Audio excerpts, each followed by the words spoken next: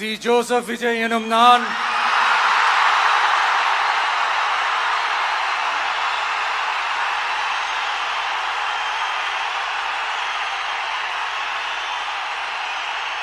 சட்டப்படி அமைக்கப்பெற்ற இந்திய அரசியல் அமைப்பின்பால் உண்மையான நம்பிக்கையும் மாறா பற்றும் கொண்டிருப்பேன் என்றும் இந்திய நாட்டின் ஒப்பில்லாத முழு முதல் ஆட்சியையும் ஒருமையையும் நிலைநிறுத்துவேன் என்றும் தமிழ்நாட்டு அரசின் முதலமைச்சராக